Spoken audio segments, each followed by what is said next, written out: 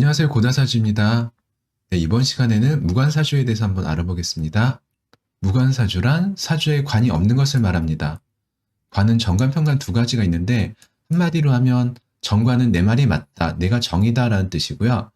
편관은 정의 이름으로 너를 처단하겠다, 단죄하겠다라는 뜻인 거죠. 어쨌든 관이라는 것은 뭐 명예라든지 나의 가치관, 사회적인 틀이에요. 그래서 그 틀을 지키고 나를 좀 자제하는 능력이라 할 수 있어요. 그리고 남을 판단하는 기준도 되는 거죠. 그래서 관이 있으면은 남을 이렇게 급을 나눕니다. 저 사람은 이 정도, 나는 저 사람보다 높네, 낮네, 그리고 저 사람은 이 정도구나. 그런 식으로 평가를 하게 돼요. 그리고 또 본인 스스로도 객관적인 평가를 받기를 원합니다. 그런데 이런 관이 없게 되면은 또 여러 가지 문제가 생기게 되죠. 그래서 관의 역할을 한번 알아봐야 되는데, 관은 비겁을 제하고 재성을 지키는 역할을 하게 됩니다. 그래서 관이 없으면 비겁이 강해져서 재성을 극한다 이렇게 말씀을 드렸는데, 재성이라는 것은 내 영역이고요. 비겁이라는 것들은 이렇게 주변의 경쟁자들, 주변 사람들인 거죠. 근데 이제 관이 있어서 이렇게 단도리를 쳐야 되는데, 이런 비겁들이 자꾸 요거 내 영역이랄지 내 일감을 건드리는 거예요. 그러다 보니까 내 권리 주장을 해도 잘 먹히지도 않고 그런 현상을 발생시키는 거죠. 그래서 여기서 관이 하는 역할은 뭐냐면은 피하식별을 하는 거예요. 사람을 가려서 만나는 것. 쉽게 해서 사람 가려서 만나서 저 사람이 나한테 도움이 되는지 안 되는지, 적인지 악운인지 그런 것들을 판단해야 되는데, 그냥 모든 사람을 똑같이 보는 거예요. 그냥 그런가 보다라고 보는 거예요. 그래서 스스로 빈틈을 만들게 되고, 그러다 보니까 통제가 불가능하게 된 거죠. 그래서 휘둘리기도 되고 내 영역이 자꾸 침범당하게 되고 그런 불편함이 생기게 됩니다. 관은 사회적 기준인데, 무관이게 되면은 사회적 기준보다는 나한테 잘해주는 사람, 아닌 사람, 친한 사람, 안 친한 사람, 상당히 주관적인 기준만 있을 뿐이에요. 그러다 보니까 이때는 이랬고 저때는 저랬고 때에 따라서 내 입장을 바꿔가기도 해요. 딱히 기준이 없는 거죠. 그냥 그때 기분이라든지 그때 분위기에 따라서. 그러다 보니까 독단에 빠질 수도 있고, 내가 나만의 기적의 논리를 갖게 되면은 그 논리에 안 맞으면은 또 내 적이 되는 거예요. 그런 사람들한테 양보가 없는 거죠. 그래서 좀 주관이 있는 것 같으면서도 그 주관이 지극히 개인적이라서 좀 문제가 될 수 있습니다. 무관이 관운이면 어떻게 될까 한번 살펴볼게요. 무관인 사람들은 모든 사람을 좀 평등하게 보는 거예요. 다 우리 뭐 친구지, 뭐 같은 사람끼리 뭘 그렇게 급을 나누냐, 이렇게 되게 좋은 사람처럼 보이는 거죠. 그렇지만 이게 나쁘게 말하면은 피하식별을 하지 않았다는 소리예요. 그러니까 도움이 안 되는데 그걸 모르고 만난 거죠. 그러다 관운이 오게 되면은, 세운에서 오게 되면은 나름 객관적인 시각이라든지 그런 것들이 생겨서 거기에 맞춰서 좀 판단을 하게 돼요. 그러다 보니까 한참 친하게 한 몇 년을 알고 지냈는데 관운이 딱 오게 되면 저 사람이 나 모르게 저런 짓을 하고 있었네? 어떻게 하다가 날 뒤통수를 쳤네? 아니면은 저 사람이 저런 이상한 행동을 하고 있었네? 라는 것들을 알게 돼요. 그러면서 사람에 대해서 실망도 하게 되고, 그러다 보니까 이제 손절할 일도 많이 생기게 되죠. 그래서 오랫동안 만나던 사람들이 관운 딱 오면서 쟤는 안 되겠다라면서 관계를 좀 끊는 일이 좀 많이 생기게 됩니다. 근데 이런 일들이 사실 본인만 모르고 있었지 주변 사람들은 다 알고 있거든요.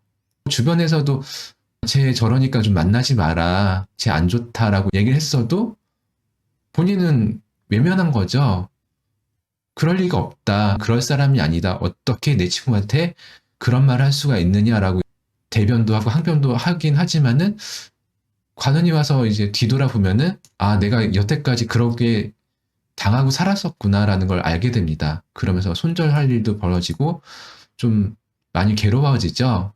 그래서 이렇게 관운이 올 때 좀 괴로워지는 거는 뭐 잘못된 거를 바로 잡는다라는 의미로 좀 견디시는 게 좋습니다. 거기에서 사람에 대해서 너무 원망하거나 그러지 말고, 내가 여태까지 몰랐던 걸 알았구나, 내가 잘못된 길을 좀 바로 잡아 가는구나라고 인지해 주시는 게 좀 마음이 편할 거예요. 네, 이번엔 무관의 경제활동. 무관은 어떤 식으로 돈을 버는지 한번 살펴볼게요. 무관이라는 것은 세상에 적응하기보다는 내 능력을 10분 발휘하면서 살아가는 것이다.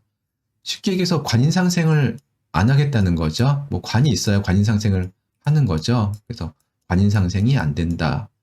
그러면 이제 비겁이나 식상 뭐 그런 식으로 살아야 되는 건데 무관이면서 비겁이 식상을 생하는 구조가 좀 많거든요. 이렇게 되면은 개인적인 친분이나 인맥을 통해서 특기를 살려가지고 돈을 벌라는 소리예요. 그래서 특기 위주가 되는 거고요. 그리고 이런 사주가 능력자들이 좀 있어요. 뭔가 개인기가 뛰어난다든지 전문가가 된다든지 그런 식으로 많이 살고요. 그리고 무관인데 재성, 인성. 그래서 재극인 구조로 돼 있으면은 재극인은 기본적으로 재테크 뭐 그런 거거든요. 그래서 주식이나 부동산 뭐 머리 쓰면서 살라는 거죠. 뭐 불로소득을 노리는 거기도 하고 그래서 재테크나 투자로 먹고 사는 게 재극인 구조로 사는 것들 이렇게 되는 거고 그래서 이런 무관사주여도 돈 되게 잘 벌어요. 되게 많이 벌고 능력자들도 많긴 한데 관이라는 것은 그 유지거든요. 관은 유지. 뭐 일관성이라 할 수도 있고요. 그래서 벌이가 들쑥날쑥하지 않고 쭉 뭐 우상향이든 이렇게 많이 굴곡이 지지 않게 만드는 게 관이 개입이 돼야 이게 돼요. 근데 관이 없다 보니까 일관성이 없다 보니까 벌이가 많았다 적었다 이렇게 들쑥날쑥하게 되죠.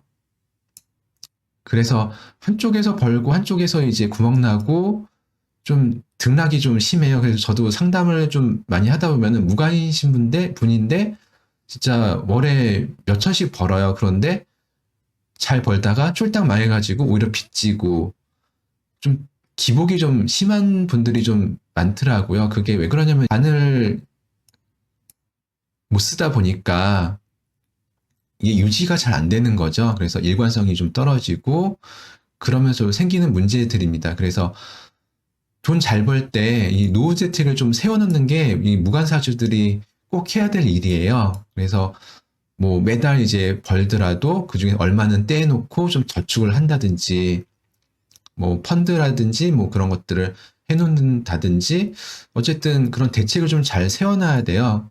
그래서 경제 활동 중에서 이제 재생관, 재생살이라는 게 있거든요. 재생관, 재생살 돼 있으신 분들은 따박따박 안전하게 저축 위주로 좀 먼저 염두에 두시는 게 좋고, 근데 이제 무관이면은 재생관, 재생살이 안 되니까 따박따박 그게 안 되잖아요.